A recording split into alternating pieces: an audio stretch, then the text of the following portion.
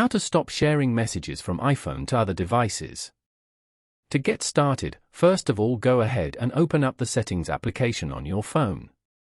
Settings allow users to customize, control, and secure your device. Once you're here, tap on your Apple ID profile at the top of the screen. From your Apple account page, select the iCloud option to manage your synced data. In the iCloud menu, find the section for apps using iCloud and tap on See All. Scroll through the list of applications and find the Messages option. On this page, turn off the toggle switch for use on this iPhone. A confirmation pop-up will appear. Tap on Disable and download Messages to confirm. Following these steps, you can easily stop sharing messages from iPhone to other devices. Thank you for watching.